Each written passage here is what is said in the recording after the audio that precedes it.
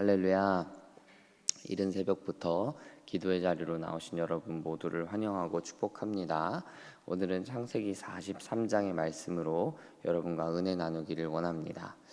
야곱의 허락에 따라서 베냐민을 포함한 야곱의 아들들이 애굽으로 내려왔습니다.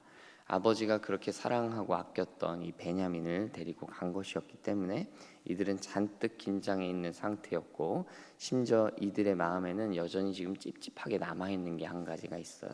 처음 애굽에 다녀왔을 때 요셉이 챙겨준 그 곡식 자루에 예물들, 자신들이 챙기지도 않은, 훔치지도 않은 예물들이 담겨 있었다는 것입니다.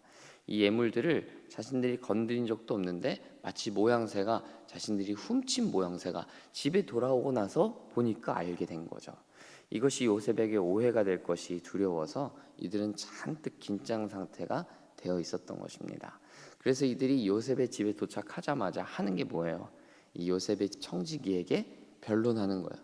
이실직고 하는 거죠. 우리가 이거 훔친 거 아닌데 거기에 들어있었어요. 들어있어서 우리가 그냥 도로 가져온 거예요.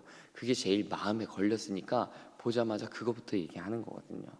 그래서 어제 본문에서도 보면 아버지 야곱도 이걸 상당히 우려했던 것 같아요. 그래서 그때 가져왔던, 너희가 훔쳐오지 않았지만 그때 가져오게 된 그 예물들 도로 챙겨가라. 그리고 그것보다 더 얹어가지고 그 가나안 땅에 좋은 소산들 다 가져다가 바치는 거죠. 짐을 그렇게 싸줬어요. 그러나 이들이 이렇게 잔뜩 긴장했던 것과는 달리 이들이 마주했던 현실은 생각보다 달랐습니다. 의외의 환대가 이들을 맞아주었기 때문입니다. 첫째로 요셉의 청지기, 아마도 이 사람은 요셉의 오른팔과 같은 사람이었을 거라고 보입니다. 이 청지기를 보자마자 사람들이 이실직고를 하는데, 이 청지기는 이미 알았다는 듯이 얘기를 해요. 23절과 같이 얘기하잖아요. 안심하라, 두려워하지 말아라. 여러분, 두렵고 떨릴 때, 잔뜩 긴장하고 움츠려 있을 때 가장 위로가 되는 말은 안심하라 라는 말입니다. 예수님이 십자가에 죽으시고 예수님의 제자들은요, 소라게처럼 그 소라 껍데기 속에 막 숨어 들어갔습니다. 예수님이 부활하셨다는 소식으로 말미암아서 이들이 거짓말쟁이로 몰리고 대역죄인들로 몰렸거든요. 그래서 이들은 문빗장을 다 걸어 잠그고 그렇게 자신들만의 성을 쌓아서 도망갔습니다. 그런 그들을 부활하신 예수님이 찾아오셨죠. 그 예수님이 찾아오셔서 이들에게, 제자들에게 먼저 하셨던 말씀이 뭐예요? 야, 너희가 이제 복음을 증거해야 돼? 너희가 나를 증거해야 돼? 너희 어떻게 숨을 수가 있어? 이런 말씀 아니죠. 평안하라. 너희에게 평안을 전한다. 즉 오늘 본문과 같이, 오늘 본문 23절과 같이 안심하라, 두려워하지 말라라는 메시지였다는 거예요. 오늘 야곱의 아들들은 요셉의 청지기 입술을 통해서 하나님의 평화의 말씀을 들었던 것입니다. 때로 하나님은 사람의 입술을 빌려서, 한 사람의 입술을 통해서도 하나님의 음성을 주시거든요. 그리고 저는 이 요셉의 오른팔과 같은 청지기는 요셉의 형들의 주머니에 예물을 직접 넣었던, 요셉의 명령을 따랐던, 순종했던 아마 장본인이 아닐까, 이런 합리적인 추측도 해봅니다. 오늘 이 사람이 말하는 것을 보면 이들의 상황을 다 알고 있는 것처럼 말하잖아요. 아마 이 청지기는 주인 요셉의 마음도 알고 주인 요셉의 뜻도 알고 있는 사람이었을 가능성이 높다는 것이죠. 그러니 괜찮다고, 안심해도 괜찮다고 평안의 메시지를 줄 수 있는 거예요. 왜냐하면 자신의 주인의 요셉의 마음을 이 사람은 알고 있거든요. 주인님의 뜻을 알고 있으니까, 당신들 우려하지 않아도 괜찮아, 걱정하지 않아도 괜찮아, 당신들 훔친 게 아니라 그 하나님이 당신들에게 선물 주신 거야, 안심해, 이렇게 얘기하고 있는 것이죠. 여러분, 우리 주님의 마음을 안다면요, 우리는 도전도 하고요, 위험도 무릅쓰면서 평안을 외칠 수 있는 것입니다. 어제 제가 그런 말씀을 드렸죠. 베냐민 내려보내는 것, 애굽으로 다시 가는 것, 상당히 모험이라고 했어요. 야곱이 알면서도 끝까지 미뤄왔던 일이라고 말씀드렸어요. 그러나 그럼에도 불구하고 막상 뚜껑을 열어보니까 두려워할 일이 아니라 이 일은 평안한 일이었고 안심할 만한 일이었다는 거예요. 우리 주인 되시는 하나님의 뜻을 안다면 이런 일이 벌어지는 것입니다. 심지어 요셉은 이들을 위해서 파티를 준비해 놨잖아요. 이들이 애굽 총리와 함께 겸상을 하는 호사를 누리지 않습니까? 그러니 사실은 두려워하거나 걱정하거나 잔뜩 위축되어 있을 필요가 전혀 없었다는 거예요. 하나님은 이들의 도전과 위험을 무릅쓴 순종을 평안의 길로 인도해 주시기 때문입니다. 사랑하는 여러분, 신앙생활은 이처럼 뜻밖의 은혜, 뜻밖의 구원을 경험하기 때문에 정말 재미있는 일이고 한편으로는 미래가 기대되는 일이다 생각됩니다. 나는 분명히 어두워 보이는 미래, 앞이 보이지 않는 미래가 두려웠는데 한 걸음도 앞으로 나아가기가 너무 무서웠는데 막상 내딛고 나면 순종하여 믿음의 결단을 하기만 하면 하나님은 그 길에 우리가 절대 볼 수 없었고 보지 못했던 은혜를 준비해 두셨다는 것입니다. 그래서 두려워하는 우리에게 평안을 허락해 주시는 것입니다. 그러므로 하나님을 예상하고 예단하는 태도를 버려야 합니다. 하나님은 우리가 예상한 대로 움직이시는 분이 절대 아니기 때문입니다. 우리는 하나님의 역사를 예상할 게 아니라 하나님께 온전히 순종하고 맡기면 됩니다. 하나님, 내 인생을 책임져 주십시오.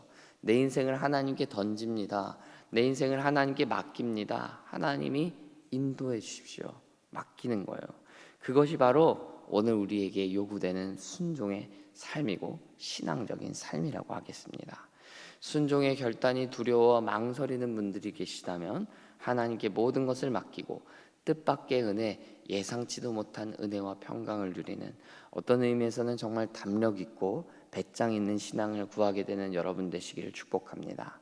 하나님은 우리가 기도하는 것보다, 우리가 기대하는 것보다 더욱 크게 응답하시는 분이시기 때문입니다. 여러분, 그 하나님을 믿고 신뢰하며 나아가는 저와 여러분 되기를 간절히 소망합니다. 요셉은 형들을 자신의 식탁으로 초대하여 함께 식사하죠. 이 식사의 자리를 보면 요셉이 얼마나 이 일을 철두철미하게 준비했는가, 심지어 그가 애굽에 와서 얼마나 큰 훈련을 받았고 잘 준비되어 있는 사람이 되었는가를 보게 됩니다. 이 식탁 좌석 배치와 함께 이 정을 억제하면서까지 식사 자리에 임하는 그의 모습을 봅니다. 심지어 요셉은 34절을 보면 베냐민에게 일부러 5배나 더 챙겨줍니다. 제가 여러분 오늘 본문 묵상하면서 좀 찾아보니까요, 애굽에서는 숫자 5가 매우 좋은 숫자라고 합니다. 이렇게 이스라엘한테는 숫자 7 이런 게 굉장히 중요한 숫자거든요. 근데 애굽에는 5가 매우 중요한 숫자라 그래요. 그래서 5배를 더 챙겨준다는 것은 형들이 보는 앞에 이 베냐민을 애굽 총리인 요셉이 대놓고 편애하는 모습을 보여주는 거예요. 요셉은 지금 이 식탁 자리를 형들을 시험해 보는 테스트의 자리로 삼는 것입니다. 5배나 챙김받은 베냐민을 보고 형들이 어떻게 반응하나, 형들이 자신을 미디안 상인에 팔아넘기는 그 모습을, 여전히 그 시기심 가득한 모습을 품고 있는가 테스트해 보는 것입니다. 여러분, 제가 애굽의 총리 앞에 서서 이 죄책감과 과거의 자신들의 죄악들을 떠올리는 이 형들의 모습을 보면서 그런 말씀을 드린 적이 있어요. 회개 없는 용서는 없다. 요셉은 다시 한번 그 테스트를 하고 있는 것입니다. 형들이 정말 돌이켰나? 형들이 정말 달라졌나? 형들이 내게 했던 실수와 잘못에서 정말 회개하고 돌이킨 것이 맞나? 회개란 그냥 말로만 잘못했다고 이야기하는 것이 아니라 더 이상 그 행위에서, 그 모습에서 떠나고 벗어나야 하는 것이기 때문입니다. 그리고 오늘 본문을 보시면 요셉의 테스트를 형들이 통과하는 것을 봅니다. 베냐민에게 5배나 챙겨주는 그 모습을 보고도 그들이 요셉과 함께 즐거워했다. 오늘 본문이 얘기하기 때문이에요. 이제 형들은 요셉을 팔아넘겼던 그 형들의 모습이 더 이상 아닌 것입니다. 형들은 이전에 자신들의 행위, 그 잘못에서 돌이켜서 이제는 베냐민을 자신의 동생으로 맞아들이고 베냐민을 사랑하고 베냐민을 품을 준비가 되었기 때문입니다. 이러한 형들의 회개의 모습, 진실된 모습이 바로 요셉의 용서를 담는 그릇으로 준비되었던 것입니다. 형들의 모습을 통해 요셉의 마음이 움직였을 거예요. 사랑하는 여러분, 형들뿐 아니라 우리도 마찬가지입니다. 우리의 회개, 우리의 돌이킴은 하나님의 용서를 담을 수 있는 그릇이 되는 줄 믿으시기 바랍니다. 하나님은 예수님을 보내셔서 우리를 용서하실 당신의 의지를 보여주셨습니다. 하나님은 우리를 반드시 용서하시겠다고 약속하셨습니다. 단 언제요? 우리가 회개할 때, 우리가 돌이킬 때 말입니다. 요셉이 그러했던 것처럼 어쩌면 하나님도 우리의 회개를 테스트하실지도 모르겠어요. 너가 정말 잘 돌이켰는가? 정말 돌아왔는가? 죄악 가운데서 떠났나? 몸과 마음 모든 계획들이 다 떠났나? 확인하실 것입니다. 그 확인의 테스트 과정에서 우리는 어떤 결과를 받아야 될까요? 당연히 합격을 받아야 되겠습니다. 하나님 앞에 서는 것은 우리가 매일 테스트 받는 것과 같습니다. 매일마다 하나님의 시험대 앞에 서는 것과 같습니다. 그러므로 우리가 오늘 이 아침에도 우리의 옷깃을 여미면서 하나님의 시선을 의식하면서 우리의 죄악들에서 떠나는 회개의 자세가 필요합니다. 하나님은 오늘 우리가 회개하며 우리의 방향을 바꾸기를 기다리고 계실 것이기 때문입니다. 이 아침에 그 두렵고 무서우신 하나님의 시선을 의식하는 우리가 되기를 원하고, 그 주님의 시선을 의식하면서 돌이키게 되고 회개하게 되고, 그래서 하나님의 그 테스트를 넘어가게 되는, 하나님의 용서를 마음껏 받아 누리며 죄로부터 자유하고 깨끗하고 정결한 삶을 살게 되는 저와 여러분 우리 모두가 되기를 간절히 소망합니다. 함께 기도하겠습니다. 좋으신 아버지 하나님, 우리의 삶에 찾아오셔서 회개의 마음을 부어주시고 하나님의 용서를 받아 마땅한 하나님의 사람으로 드러날 수 있도록 주님 도와 주옵소서. 하나님, 특별히 오늘 요셉 앞에 설 때 잔뜩 긴장했고 위축되어 있고 겁을 먹고 있었던 이 요셉의 형들이지만, 하나님께서는 예상치 못한 은혜를 주셨고 예기치도 못하고 기대하지도 않았던 그 은혜들을 부어주시는 것을 봅니다.